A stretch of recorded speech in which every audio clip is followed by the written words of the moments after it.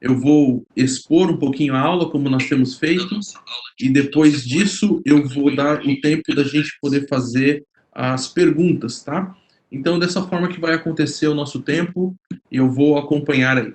Bom, como a gente está falando sobre esse método histórico-gramatical, um método coerente, um método que nos ajude a olhar e a entender o texto, o que nós estamos propondo, né? Quais seriam essas características, vamos dizer assim, de um método histórico-gramatical? Como nós aplicamos esse método ao texto? Em primeiro lugar, a ideia que você tem que ter em sua mente é que você precisa fazer uma análise histórica do seu texto, tá? Essa análise histórica, ela deve abordar quem escreveu o texto, para quem o texto foi escrito, o que ocasionou a escrita, de onde o autor escreveu e qual a situação em que o autor estava, e fazer o máximo possível de investigação a respeito da questão de cultura, da política, questões de ordem religiosa, enfim. Essa é a questão de uma análise histórica que você precisa fazer quando você está lidando aí com a questão ah, da análise histórica. Então, na verdade, usar o método histórico gramatical é basicamente isso. Em primeiro lugar, fazer o máximo de análise histórica possível. Isso parece ser algo extremamente simples, mas são bases, são questões fundamentais para que a gente possa compreender bastante a respeito do texto e a respeito daquilo que o texto está querendo nos propor.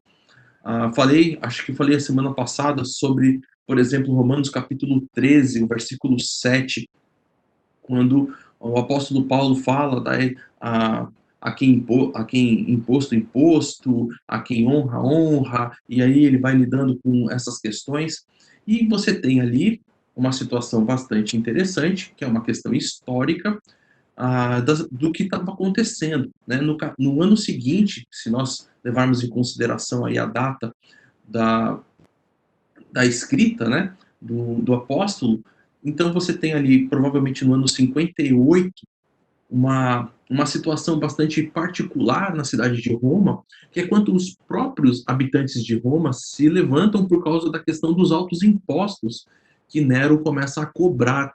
E a palavra que Paulo usa ali no texto, no versículo 7 do capítulo 13, é exatamente uma palavra que está bastante ligada a essa situação histórica que está acontecendo. Então a gente consegue perceber de uma forma bastante interessante essa situação. Também você tem o capítulo primeiro, como Paulo vai lidando com várias questões relacionadas àquilo que é normal, ou aquilo que o cidadão romano conseguia enxergar da sua realidade. Porque Paulo vai falando sobre as pessoas que deixaram, né, o conhecimento de Deus, mas e trocaram por imagens e, enfim, tantas coisas. Deus os entregou a paixões infames e tantas coisas assim. E você tem a realidade do que está acontecendo na própria corte do imperador. O imperador naquela situação é Nero, e Nero era um imperador exatamente que vivia aquela realidade de uma forma muito grosseira.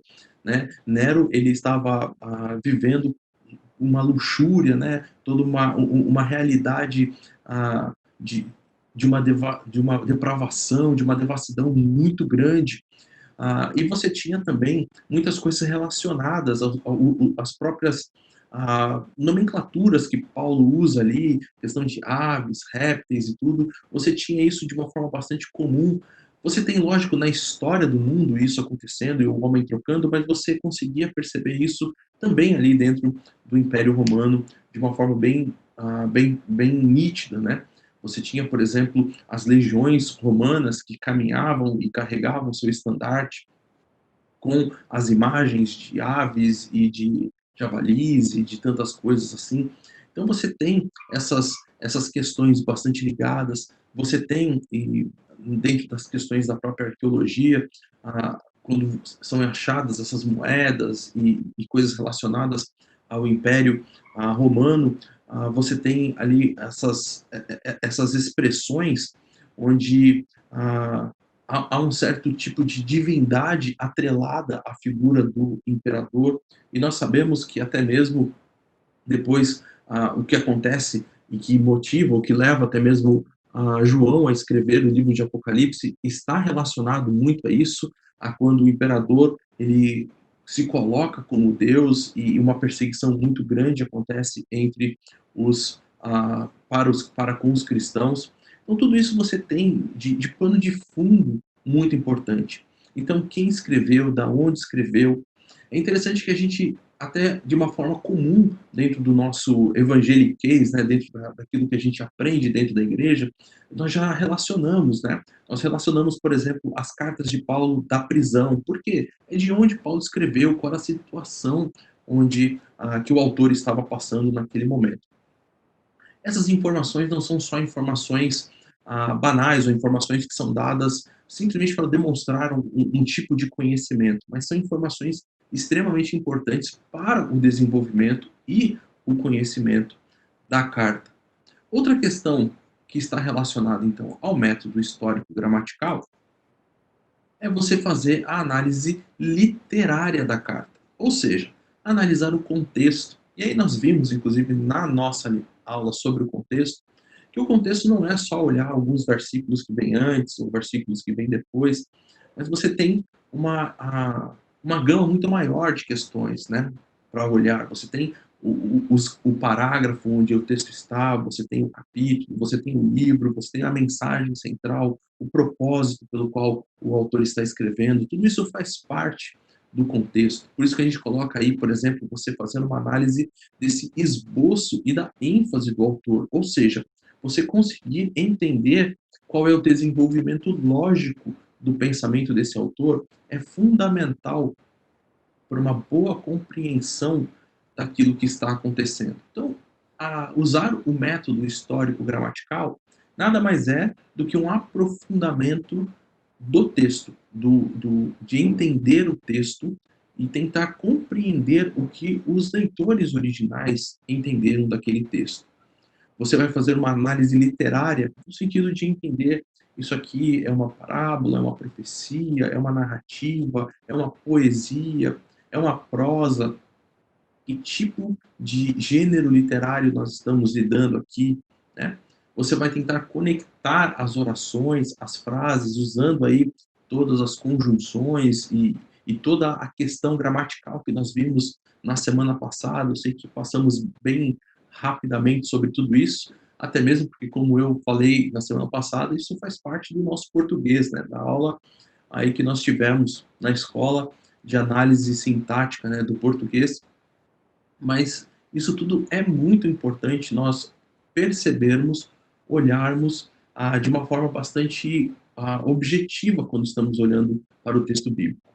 Não só nos debruçarmos ou olharmos para o texto e falarmos, bom, agora é um texto espiritual, então eu vou fazer uma oração e vou esperar que haja uma revelação, mas olharmos para o texto e estudarmos realmente o texto, nos aprofundarmos em tudo aquilo que podemos para poder extrair as lições que aquele texto pode nos ensinar.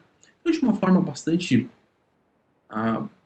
panorâmica, talvez, fazer uso de um método correto, de um método histórico-gramatical, é basicamente você fazer o quê? Fazer uma análise histórica bem profunda e, ao mesmo tempo, fazer uma análise literária que envolva o estilo literário, que envolva a gramática, que envolva todos os aspectos do texto em relação à sua parte literária, tá? Então isso é nós usarmos esse método e que é um método que sim, todos nós devemos usar, precisamos usar, porque é um método muito bom e muito prático para que possamos entender melhor o texto e chegarmos a a, a uma conclusão, né, a uma real intenção daquilo que o texto quer nos ensinar. Bom, com isso nós fechamos, na verdade, aquilo que seria o assunto da semana passada. Vamos dar continuidade ao nosso estudo. Vamos falar um pouquinho sobre a questão do Antigo Testamento, tá? Isso a, é a primeira parte daquilo que eu quero estudar com vocês. Estudar um pouquinho do Antigo, depois nós vamos ver vários gêneros literários do Antigo Testamento e vamos depois entrar também no Novo Testamento. O Antigo Testamento tem vários tipos de literatura. A primeira que nós vamos ver é a questão da narrativa. A narrativa é extremamente importante dentro de todo o Antigo Testamento. Você tem aí aproximadamente 40, um terço, né, do Antigo Testamento escrito em formato narrativo, no gênero narrativo. Você tem os livros, como Gênesis, praticamente todo em narrativa. Depois você tem Josué, Juízes, 1º e 2º Samuel, 1º e 2º Reis, Crônicas. Então você tem assim uma variedade de livros, todos escritos dentro desse gênero narrativo. E o que vem a ser essa ideia de um gênero narrativo, ou como nós devemos olhar para o gênero narrativo? Olha só o que o texto ou esse slide vai nos dizer. O texto narrativo é aquele que relata as mudanças progressivas de estado que vão ocorrendo com as pessoas e as coisas através do tempo. Nesse sentido de texto, os episódios e os relatos estão organizados numa disposição tal que entre eles existe sempre uma relação de anterioridade ou posterioridade. Então, esse texto eu tirei do livro Para Entender o Texto, Leitura e Redação, editado pela editora Ática. E é muito interessante aquilo que ele vai dizer, porque o que ele está nos ensinando? Ele está nos mostrando que a narrativa, ela é basicamente o quê? É uma mudança progressiva que vai acontecendo. E nós precisamos, então, entender esse progresso que está acontecendo, esses progressos de estado na vida da pessoa ou da situação onde a pessoa está vivendo. Um dos erros que geralmente acontecem quando as pessoas estão lidando com o Antigo Testamento é exatamente tentar ficar encontrando lições dentro de todos os textos, né? Ou dentro de cada situação que o texto está. Então, o que você tem? Você tem muitas vezes as pessoas tentando encontrar lições de moral ou lições em cada uma das pequenas situações e variações que você tem dentro do texto. E isso acaba gerando certos problemas, porque as pessoas perdem a conexão da história, do progresso que a história tem dentro da vida do personagem ou da situação que a história quer nos contar como um todo. Veja só, por exemplo, se a gente pegar a vida de José.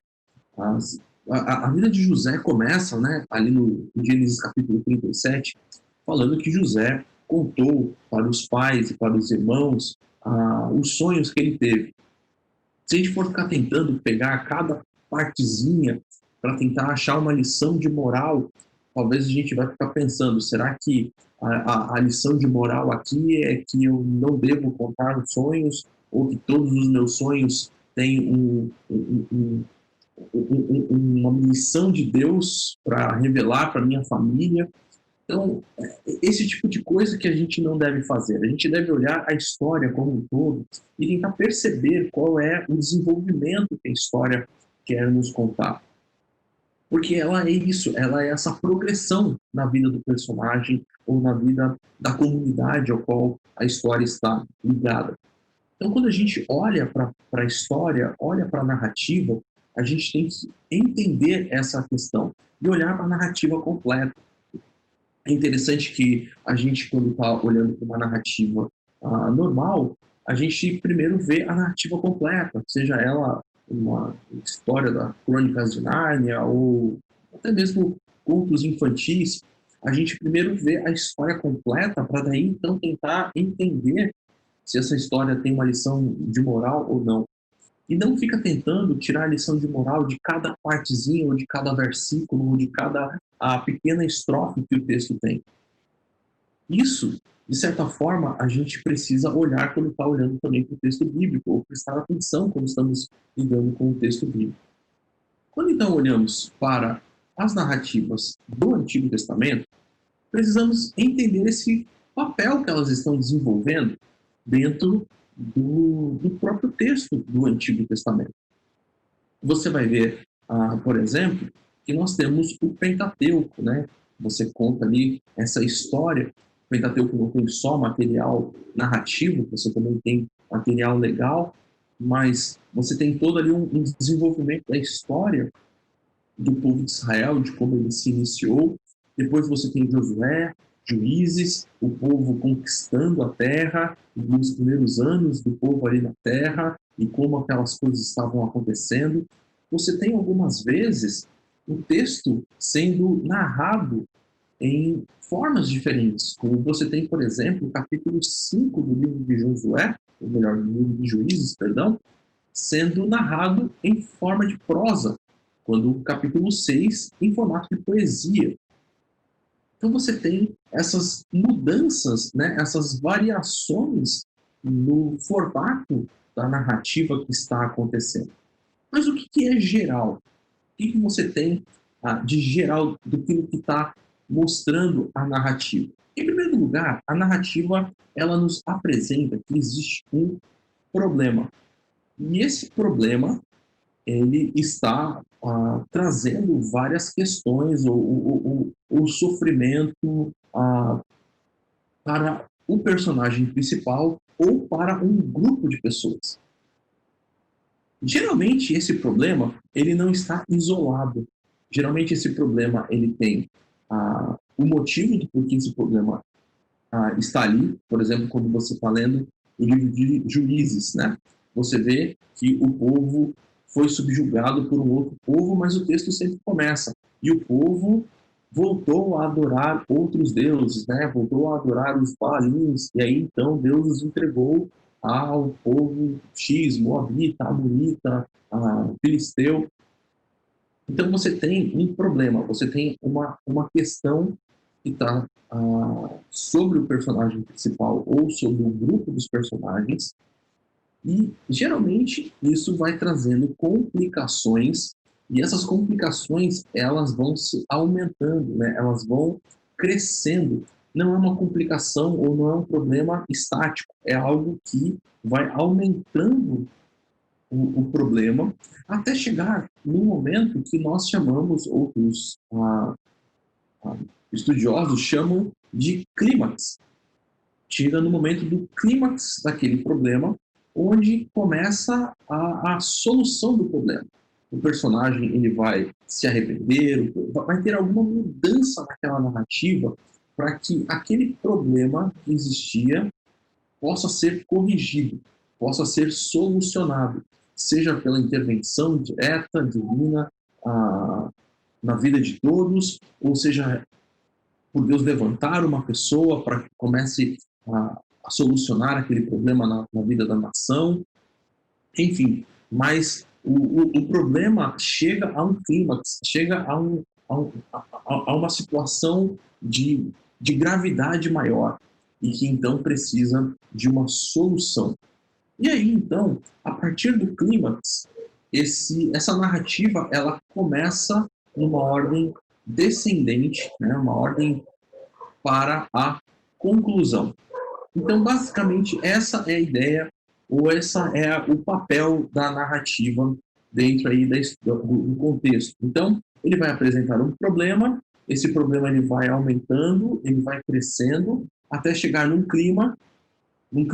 Quando ele chega nesse clímax, aparece ou acontece alguma coisa que vai iniciar essa reviravolta na história, e aí então vai arrumar para uma conclusão de toda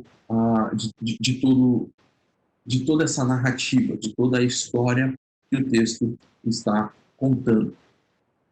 Como então nós precisamos nos portar quando estamos diante de toda essa narrativa? O Kaiser e o Silva, eles nos dão uma pequena advertência. Eles dizem assim: os leitores das histórias envolvem-se tanto com os personagens e a trama da narrativa e se esquecem de considerar que a mensagem de Deus para eles, que se esquecem de considerar a mensagem de Deus. Para eles, a história torna-se um fim em si mesma. Esse é um grande perigo que nós muitas vezes acabamos tendo. Nós acostumamos a ver as histórias e nós então olhamos a história e entendemos somente a história, mas não nos perguntamos qual é a mensagem de Deus naquela história. A pergunta basicamente é a seguinte: porque dentre todos os acontecimentos que teve com esse personagem ou com o povo, Deus inspirou o autor sagrado a relatar essa história para aquele povo naquele momento. Qual era a lição que Deus estava querendo transmitir ou querendo que o povo refletisse naquele momento à luz desse acontecimento? Você tem, por exemplo, livros como o livro de Reis e o livro de Crônicas, que você vai perceber essa diferença ao mesmo tempo quando você tem aparentemente histórias tão parecidas. Por quê? Porque são momentos diferentes da história da vida do povo, onde o autor, o cronista, ele está colocando essas mesmas histórias, agora com pontos de vista diferentes, mostrando ou tentando ensinar para o povo algo diferente, tentando mostrar para o povo como o povo deve se portar em momentos diferentes. Então, elas não são histórias repetidas, elas não são histórias que foram colocadas de novo para a gente ver de novo o mesmo acontecimento, e nem simplesmente para ver com um outro ponto de vista, mas elas foram colocadas ali porque naquele momento aquela história estava comunicando algo para o leitor original a respeito da sua situação atual de vida. O povo, então, quando está voltando do cativeiro, por exemplo, e olhando para aquele templo, olhando para toda a situação que eles estão vivendo, eles precisam olhar para o livro de Crônicas e perceber que tudo aquilo que eles viveram, tudo aquilo que eles passaram, teve um motivo. Os erros dos reis e toda a realidade daquilo que aconteceu, todo o pecado do povo, mas que, assim, casando, né, ou unindo com aquilo que os profetas falavam, eles precisavam se firmar naquilo que a aliança estava propondo para poderem experimentar a graça de Deus e a vontade perfeita de Deus. Então você tem situações onde você precisa olhar a narrativa e não só se envolver com a trama. Isso geralmente acontece, nós começamos a olhar para os acontecimentos da vida do personagem e nós começamos a nos identificar com as emoções, nós começamos a nos identificar com as situações, e aí nós perdemos de vista essa mensagem maior daquilo que Deus quer comunicar a respeito dessa realidade, né? Porque nós começamos a simplesmente nos envolver, muitas vezes emocionalmente, com a história, e achamos uma mensagem, achamos uma lição de moral através das emoções, e não mais através do desenvolvimento daquilo que o autor estava querendo nos transmitir com aquela história. Então, isso que é bastante interessante e importante das narrativas, porque narrativa faz parte de algo que muitas vezes nós encaixamos com o nosso dia a dia, faz parte de emoções e questões que muitas vezes nós também passamos, vivemos, mas quando estamos olhando principalmente para essas narrativas do texto bíblico, precisamos levar em consideração essa informação.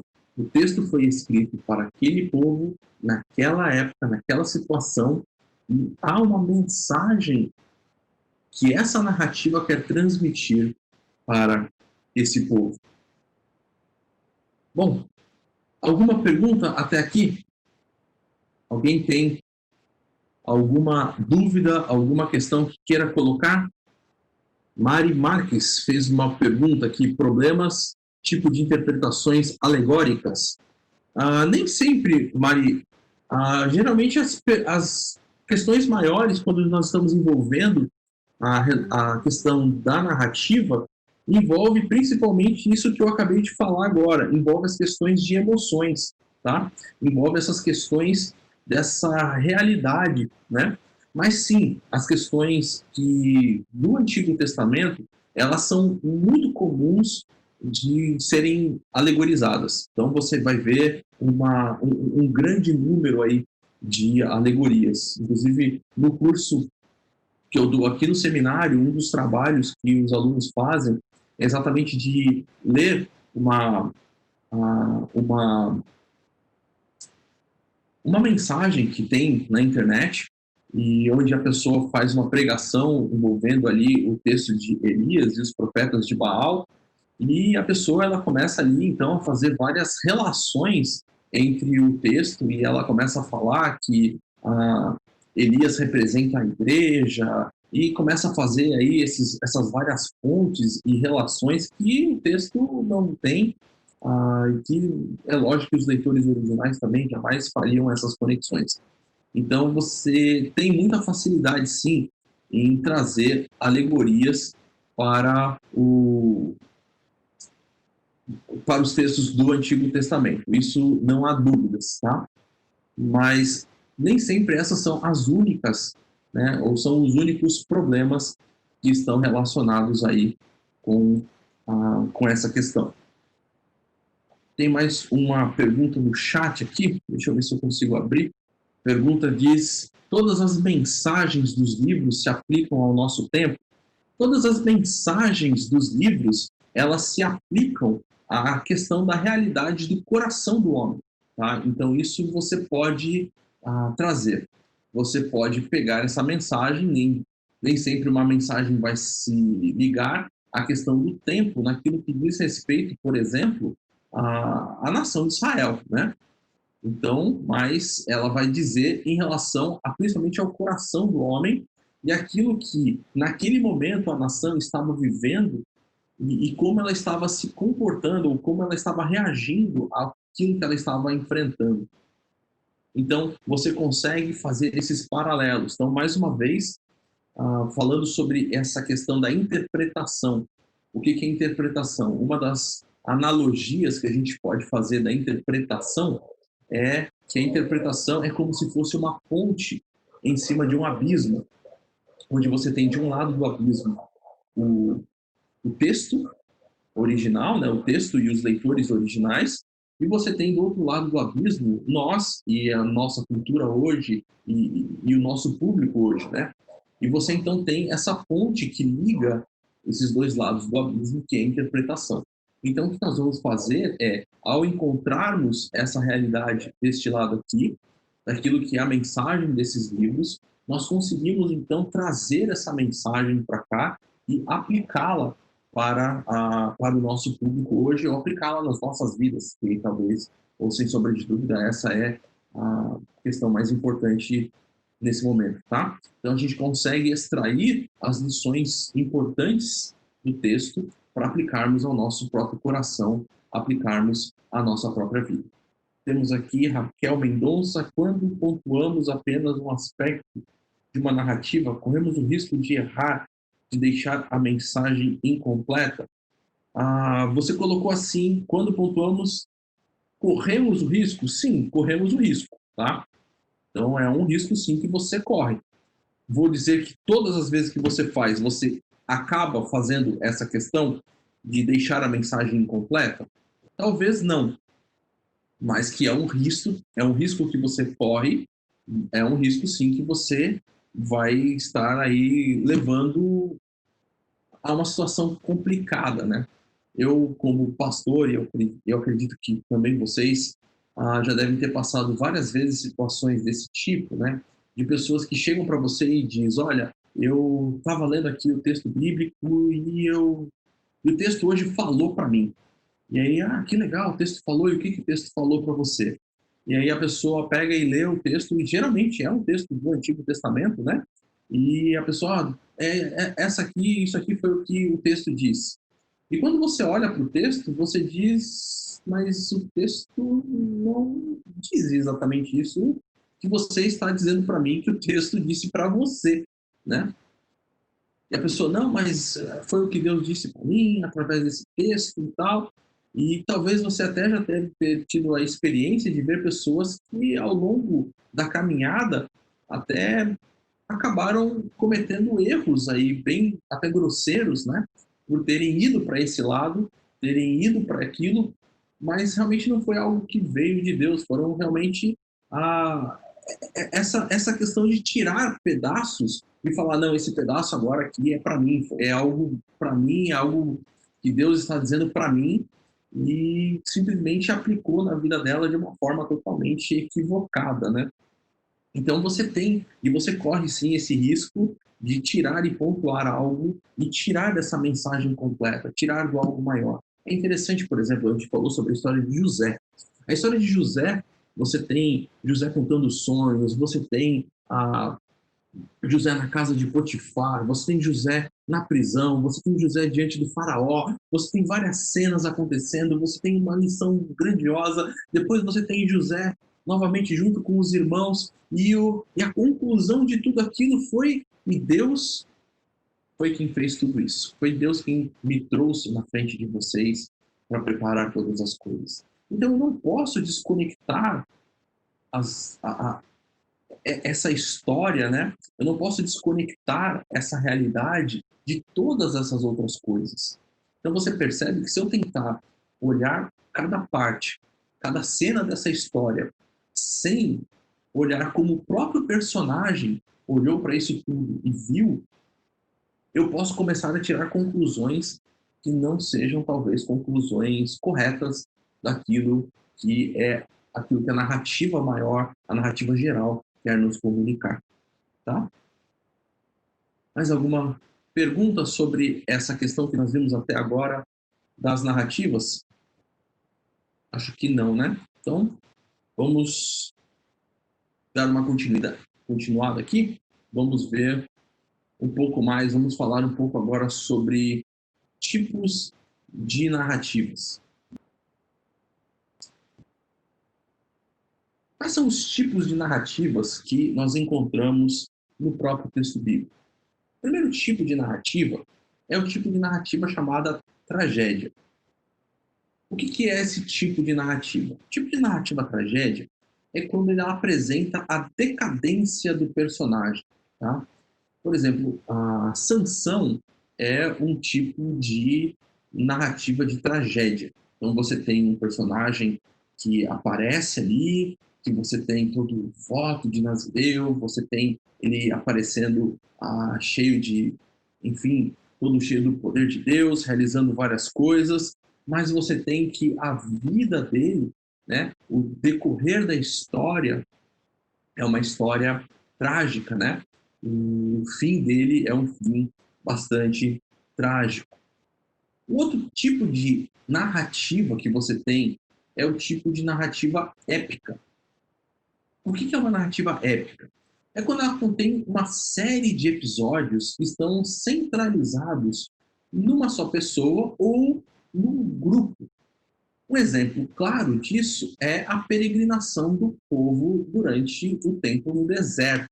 Então você tem toda essa narrativa épica de quando o povo sai do Egito até chegar na Terra Prometida. Então, toda essa parte é chamada de narrativa épica. Por quê? Que conta toda essa série de episódios centralizados no povo que está em formação até chegar na Terra Prometida.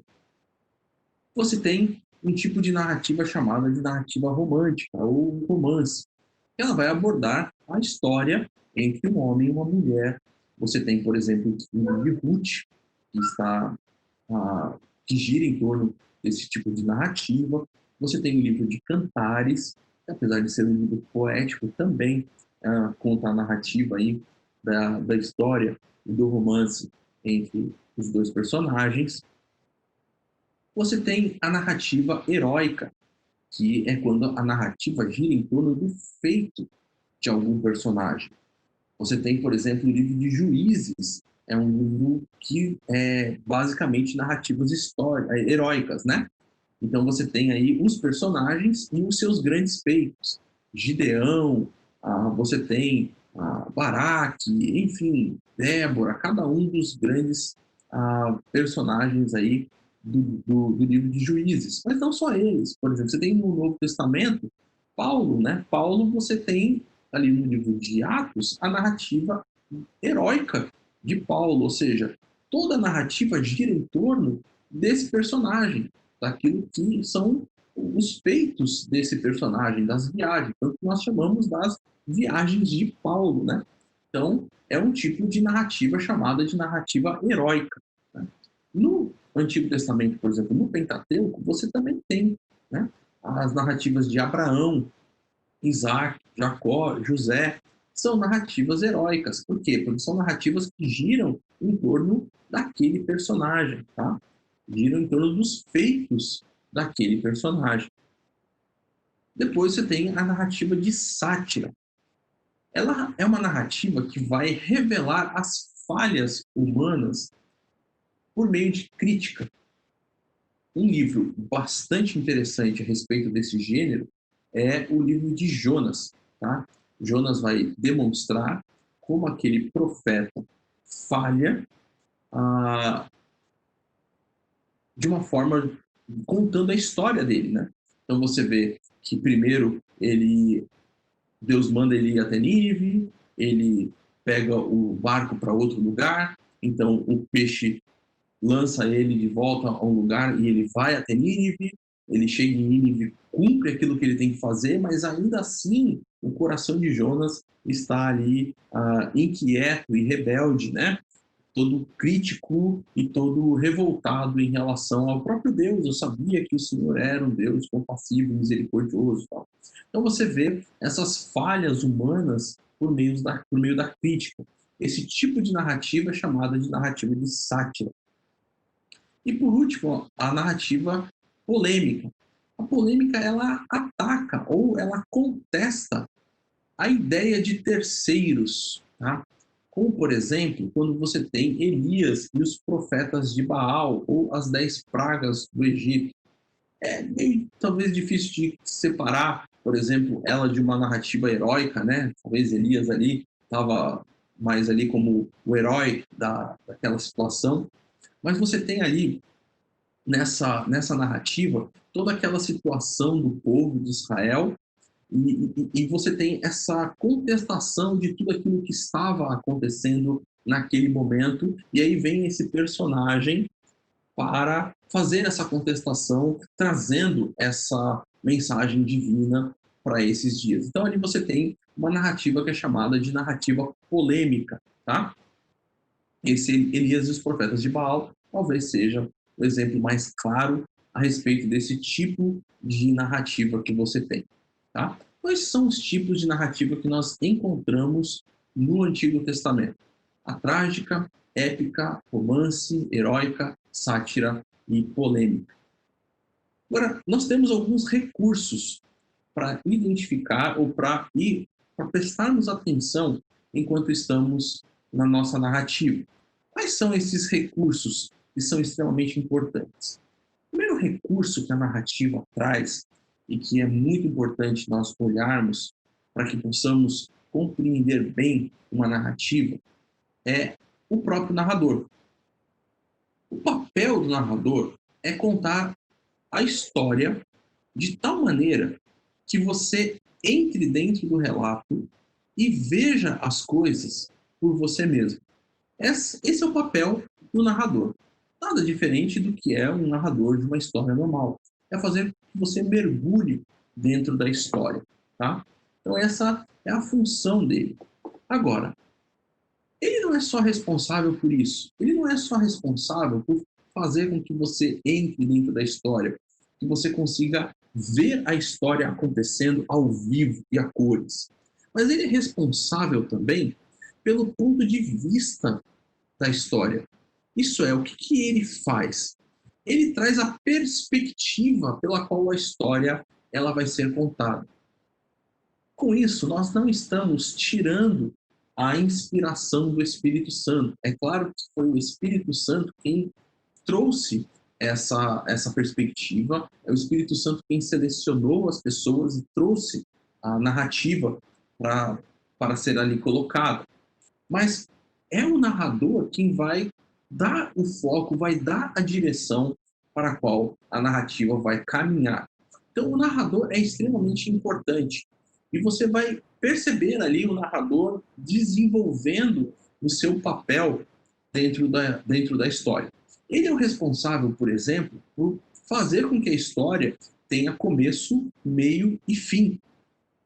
E eu preciso, então, compreender essa estrutura que o narrador está dando. Onde está o começo, o meio e o fim da minha história.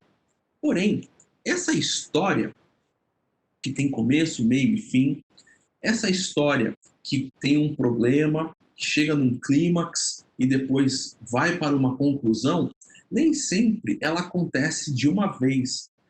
Uma boa parte das vezes ela vai acontecer através de cenas que vão sendo contadas.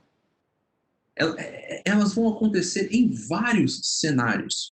E esses cenários são extremamente importantes para o desenvolvimento da história. Por quê?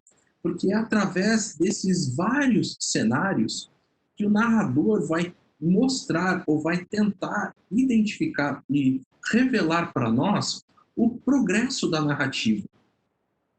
Então, é por isso que tantas vezes você tem algo novo, um cenário novo acontecendo dentro da história, porque esses cenários vão identificando esse progresso.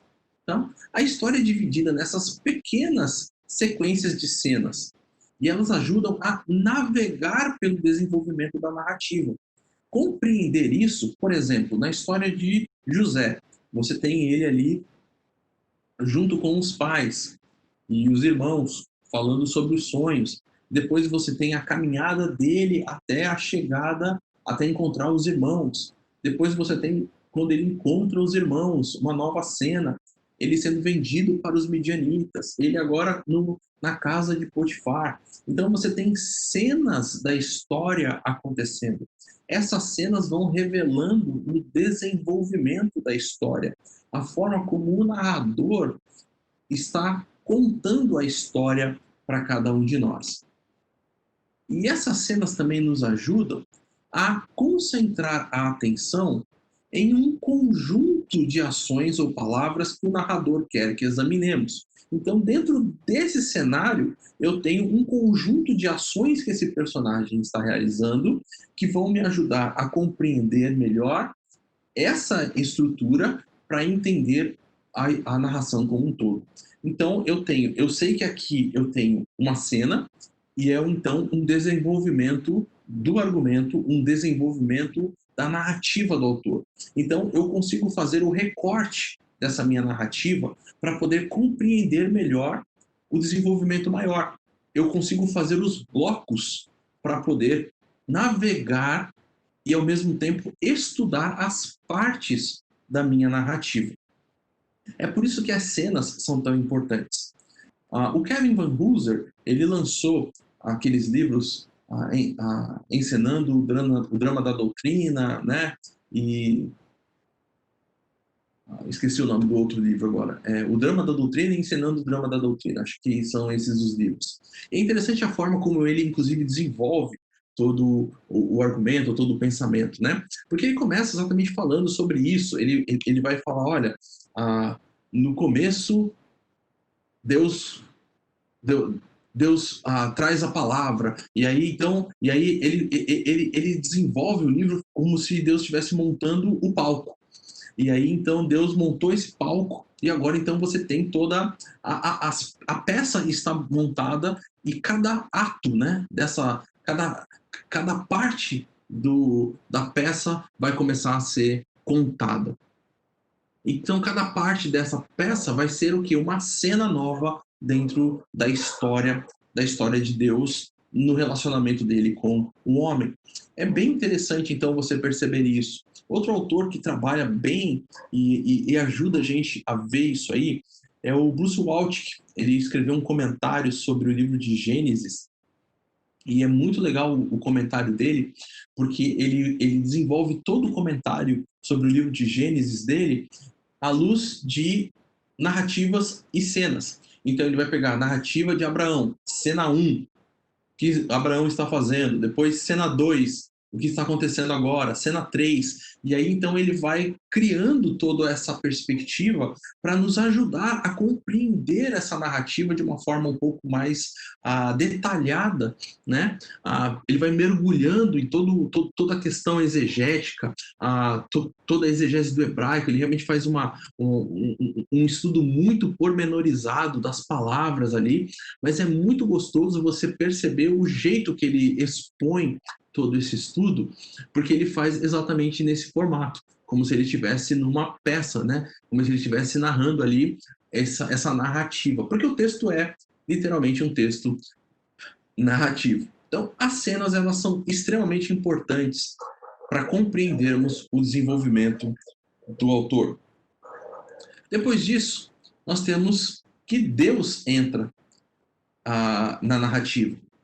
E aí, então, nós temos o quê? Nós temos os personagens. Um personagem, sem sombra de dúvida, é um elemento central da narrativa, tá? Ele vai ser o quê? O elemento que vai dar a vida a toda a narrativa. Mas diferente de outras narrativas, por exemplo, se você gosta de ler Lewis, Tolkien ou outros autores que contam histórias de fantasia ou outras histórias assim, você vai perceber que a narrativa bíblica ela não dá nenhum tipo de uma imagem visual dos personagens. E ele era assim, assado, tinha o nariz desse jeito, a cor daquele jeito e tal. São pouquíssimos os personagens que o texto ele realmente faz uma imagem visual dos personagens. É só quando realmente essa característica é muito importante para a narrativa. Geralmente, o mais frequente é que a narrativa do personagem, ou seja, as características dos personagens, tenham a ver com características morais ou com outros tipos de características. Por exemplo, a profissão dele, se ele era padeiro, carpinteiro, se ele era rico, se ele era pobre, se ele era canhoto, se ele era surdo, se ele era um guarda real, enfim. Não tem tanto a ver com a questão física, né? Se ele tinha barba, se ele não tinha, o cabelo era grande ou era curto. Não são essas as questões. Geralmente nesses livros de ficção ou livros de narrativa, o autor dá grande ênfase a narrar todo o personagem para que você tenha uma visão do personagem.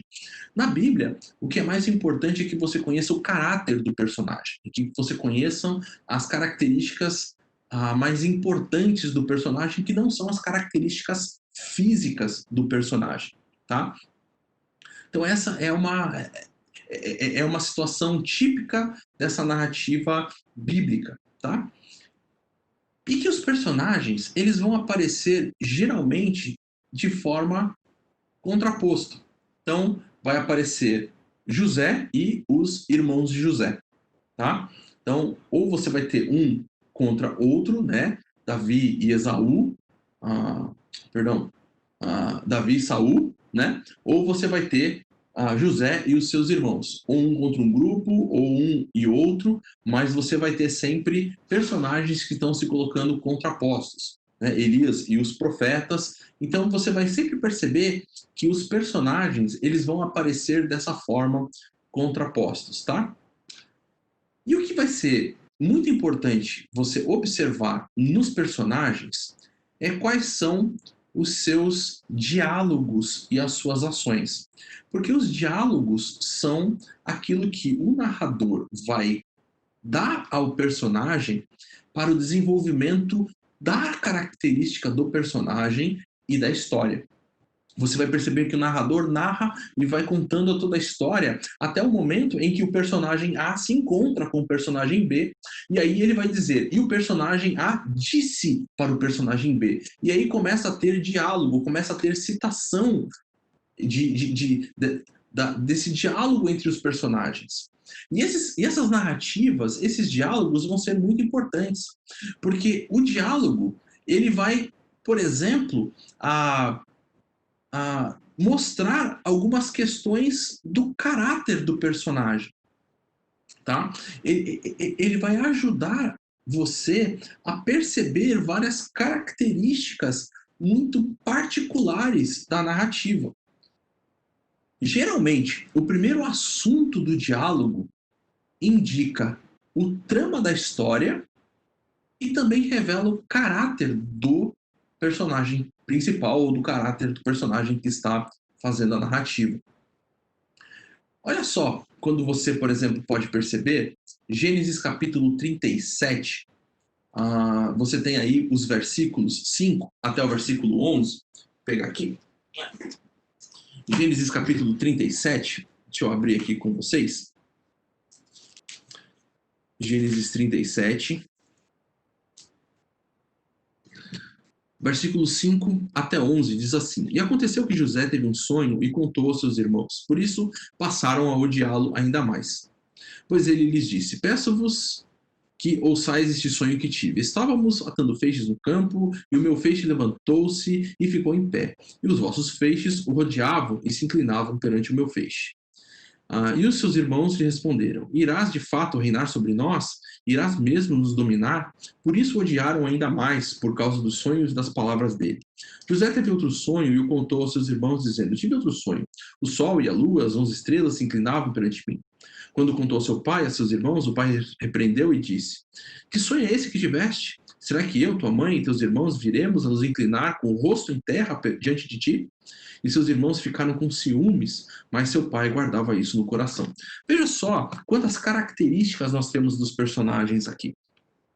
Nós temos a questão dos ciúmes, nós temos as questões relacionadas ao fato de ódio dos irmãos, nós temos essa questão de José se mostrando como alguém realmente superior. Nós sabemos que os sonhos eram sonhos divinos, Deus estava dando esses sonhos, e os sonhos depois vão ter consequências no futuro. Mas é bem interessante você ver quais são as primeiras falas dos personagens. Olha só lá no capítulo 39, no versículo 8 e 9. Mas ele se recusou e disse à mulher do seu senhor: O meu senhor não se preocupa com o que está sob meus cuidados na sua casa. Entregou em minhas mãos tudo o que tem.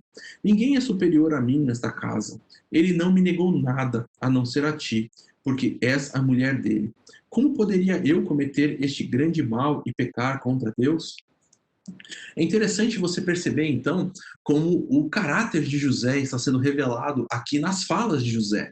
Não é o narrador que fala sobre o caráter de José, é o próprio José quem revela quem ele é através das suas próprias falas, do jeito como ele se porta, da forma como ele se projeta em relação aos outros personagens, né? Então, tudo isso está contido ali dentro desses diálogos que os personagens eles vão desenvolver uns com os outros. Então, perceber esses diálogos, perceber essas narrativas, perceber como os personagens estão um diante do outro é fundamental para podermos dar desenvolvimento para o nosso texto. Os diálogos posteriores funcionam como uma via de caracterização. Você percebe, então, que logo depois a narrativa ela vai continuar dando novos diálogos. E esses diálogos vão mostrar se esse personagem ele está evoluindo, se ele está indo de mal a pior, decaindo mais ainda no seu caráter reprovado diante de Deus. E é tudo através dessa forma da narrativa ir acontecendo. Então, por isso que é muito importante a gente observar como o narrador está se portando, como ele está olhando para essa história, onde ele está colocando o início, o meio e o fim da história, e como ele vai desenvolver as cenas. As cenas são importantes para quê? Para nos dar o desenvolvimento lógico do pensamento do narrador. Como o narrador quer que eu e você consigamos perceber e entender o desenvolvimento da história, da narrativa. Os personagens, eles são importantes porque são eles que estão trazendo a história, eles que vão levar a trama adiante, eles que têm toda essa questão das suas características e tudo. E como que a gente descobre tudo isso? Principalmente através dos diálogos deles. Os diálogos deles vão revelar o caráter aprovado, reprovado, um caráter que está sendo moldado através de Deus e através da percepção daquilo que Deus está fazendo ou não. Então, esses são recursos que a narrativa nos oferece para conseguirmos ler a narrativa e extrair da narrativa uma melhor, uma melhor lição, né? Um assunto e uma melhor qualidade de estudo. Alguém tem alguma pergunta até aqui? Alguém quer fazer algum comentário? Alguém quer, enfim, aqui, ok, no YouTube nós temos uma pergunta, diz assim: pastor, posso entender que Deus usou esses vários tipos de narrativa na ideia de atingir, dialogar com a diversidade que existe nos seres humanos? Eu acredito que sim, eu acredito que você pode sim, Mari, porque, afinal de contas, Deus usou as diversas formas de comunicação, né, para poder deixar tudo revelado, tudo descrito para a gente. Então, não há problema em você chegar a essa questão. Agora, o que nós temos aqui é principalmente aquilo que diz respeito a várias, as várias formas naturais de se comunicar, né? Então, você tem vários autores, principalmente, né? E cada autor, ele tinha um método específico, né? Um método, talvez até de gosto pessoal de colocar, né? Então, até mesmo nos textos do Antigo Testamento, das narrativas e tudo, você tinha os cronistas, né? Finais, que depois iam dar aí também, de certa forma, um certo papel, um certo colorido aí ao texto, e que colocavam aí uma certa um certo jeito, né, particular seu dentro do texto. Então você tem essa forma assim, porque são formas de comunicar o texto e com certeza todas elas têm um objetivo, o objetivo de comunicar da melhor forma possível e da forma mais objetiva possível, tá? Mais clara possível a mensagem que o texto quer nos dar. Tem aqui uma mensagem do Augusto também dizendo: quando juntamos as cenas da Bíblia, formamos a grande história da redenção. Muito bom, Augusto. Temos sim algumas questões relacionadas a isso. Um bom livro que você pode ler sobre isso é um livro A Missão de Deus. É um livro que ele vai trabalhar bastante sobre essa questão. Você tem essa questão. Isso vai gerar muito questões perspectivas, né? O que será que realmente Deus tem como história? Nós temos a história de que Deus está se relacionando com o homem. Essa é uma perspectiva da história. O que você tem, por exemplo, é bem interessante. Você tem em Gênesis, do capítulo 1 até o capítulo 11, aquilo que é chamado de história primeva, né? Onde Deus ele colocou o homem no jardim, o homem pecou, Deus tirou o homem do jardim, o homem ele caminha numa decadência de depravação cada vez maior, mas quando chega no capítulo 11 de Gênesis, você tem a história que é a história da Torre de Babel. Essa história é muito interessante porque o texto vai dizer que o homem queria construir algo para chegar até Deus, que o homem queria colocar o nome dele acima de todos, né? O homem queria ter um nome extremamente elevado, e você tem toda essa narrativa. E essa narrativa é quebrada por Deus, porque Deus, então, ele invade a história, ele confunde as línguas, e nisso o homem não consegue mais desenvolver o seu projeto particular. E logo no capítulo 12, Deus começa uma nova história, onde ele chama um homem, e a esse homem ele diz: eu vou fazer de você uma grande nação, eu vou fazer com que o seu nome seja grande, e você vai perceber que todo aquele sonho, ou tudo aquilo que o homem desejava no capítulo 11, Deus agora fala que vai dar para Abraão pela graça. Abraão não pediu, Abraão não fez nada para merecer, simplesmente Deus agora diz: eu vou dar tudo isso para você. E aí você tem agora a construção de toda uma narrativa daquilo que Deus está fazendo nesse relacionamento. Ah, você tem um livro de teologia do Novo Testamento, do Billy, que ele vai dizer, por exemplo, como Deus está revertendo todo esse processo de, ah, de Gênesis 11, e como, por exemplo, a própria narrativa de Atos capítulo 2 é interessante a respeito disso. Porque se em Gênesis 11 Deus confundiu as línguas, em Atos capítulo 2 Deus as unificou para fazer com que cada um pudesse compreender as coisas na sua própria língua. Então, em uma Deus trouxe confusão, na outra Deus trouxe unidade, Deus trouxe a total possibilidade de compreensão e união. Deus formou um só povo ali naquele momento. Então você tem toda essa história de Deus trazendo de novo. E você vai continuando essa história, dessa interpretação maior de uma história, de uma narrativa bíblica, porque você tem, de uma forma muito marcante e interessante, que os 2 primeiros capítulos da Bíblia, eles narram a criação, e os 2 últimos capítulos da Bíblia também narram a história de uma criação, né? Então você percebe que há aí toda uma metanarrativa, que é chamado por alguns, né, das escrituras. Você percebe que você tem aí essa história sendo contada. Então, sim, quando você junta essas cenas maiores, você percebe que há uma narrativa maior e que Deus está fazendo toda essa narrativa. Deus é o narrador mor de tudo isso, trazendo o homem para o lugar que o homem deveria ter desde o Jardim do Éden e sempre ocupar, que é estar ao lado de Deus antes da queda, tá? Então você tem essa perspectiva bastante interessante. Vamos terminar pelo menos essa parte. Eu falei que a gente ia falar sobre a lei, mas por causa do nosso tempo, a gente vai só terminar a questão da estrutura da narrativa hoje, tá? O que vem a ser essa estrutura da narrativa?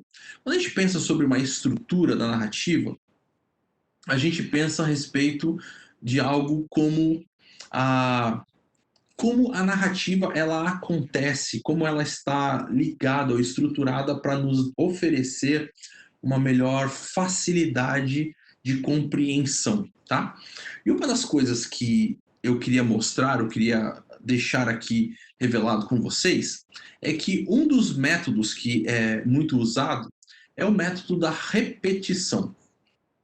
O que esse método ele vai trazer? Ele vai repetir palavras-chave, expressões ou às vezes frases curtas dentro da narrativa para exatamente ligar os pontos das narrativas. Eu coloquei como exemplo para vocês aí o texto de 2 Reis, capítulo 1, os versículos 3, 6 e 16. E eles são bem interessantes. Olha só o que o texto vai dizer. Mas o anjo do Senhor disse ao tesbita Elias: vá encontrar-se com os mensageiros do rei de Samaria e pergunte a eles: acaso não há Deus em Israel? Por que vocês vão consultar Baal-Zebub, Deus de Ecrom? Isso é o que está no versículo 3. Aí no versículo 6 diz: eles responderam: um homem veio ao nosso encontro e nos disse: voltem ao rei que os enviou e digam-lhes: assim diz o Senhor: acaso não há Deus em Israel? Por que você mandou consultar Baal-Zebub, Deus de Ecrom? Por isso você não se levantará mais dessa cama e certamente morrerá. Aí chega no versículo 16, você tem: ao chegar, disse ao rei: assim diz o Senhor: acaso não há Deus em Israel? Por que você mandou consultar Baal-zebub, deus de Ecrom? Por isso você não se levantará mais dessa cama e certamente morrerá. Bem interessante você ver ou você perceber essa questão, né? Ou como o texto vai se desenvolvendo. Porque você tem essas repetições dentro do texto. Essas repetições, elas têm claramente objetivo, né? Elas estão ali com uma função bem específica, que é a função de, ah, de fazer com que as pessoas sempre se lembrem daquilo que o texto está propondo, sempre se lembrem daquilo que é a questão importante do texto, as palavras-chave, né, que o texto tem para nos comunicar. Tá? Então, isso é uma das formas que a gente tem para a gente conseguir identificar com uma melhor clareza dentro da estrutura da narrativa, quais são essas partes que são realmente partes de uma estrutura importantes e que a gente precisa levar em consideração. Eu já vi várias pessoas, às vezes, reclamando das repetições que o texto tem, né? De novo isso aqui, tem que ler. Nossa, por que repete tanto isso aqui? E, na verdade, a repetição ela é extremamente importante para o texto. Ela está ali para nos ajudar a percebermos, inclusive, os aspectos que são de maior relevância para o texto e para a gente mergulhar a nossa concentração. E uma outra questão, que essa não é tão simples assim de observar, mas que faz parte da estrutura de uma narrativa, é aquilo que é chamado de quiasmo, tá? Ela é uma estrutura formada em X, né? Essa aí é a letra aqui, não o X só em português, mas da letra grega, tá? E ela funciona exatamente para nos mostrar um centro da história. Eu vou colocar aqui uma narrativa maior, que é a narrativa do texto de Daniel, para que vocês consigam dar uma olhada um pouco maior em como essa quiasma ela nos ajuda a ver o texto e a entender o texto. Olha só, você vai ver que o capítulo 2 de Daniel tem o sonho de Nabucodonosor, onde ele fala sobre os 4 impérios gentios no mundo.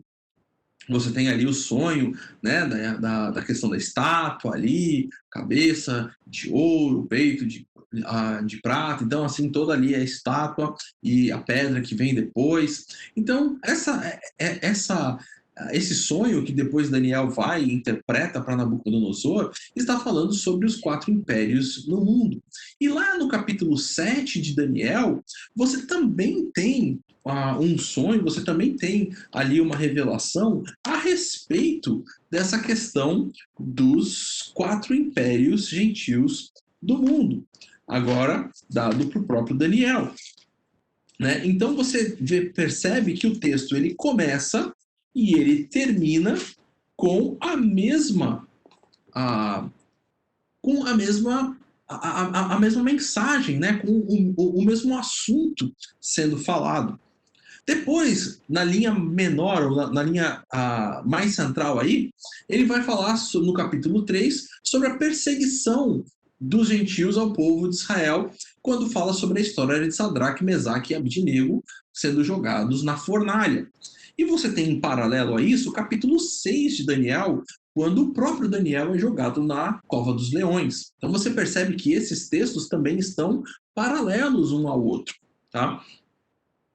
E depois, o centro, então, de toda essa quiasma é o capítulo 4, capítulo 5, onde você tem a providência divina sobre os gentios. Você tem a providência divina no capítulo 4 sobre a arrogância dos gentios, quando Deus transforma Nabucodonosor naquele animal, né, ou transforma, faz com que ele deixe de ser encontrado no mundo dos homens e ele passe ali aqueles anos como um animal. E depois no capítulo 5, quando o Império Babilônico ele é tomado pelo Império Persa, E aparece então no meio daquela festa a mão e escreve ali Mene Mene Tekel Parsim, e aí então a demonstração de Deus de que o templo dos babilônios havia sido terminado.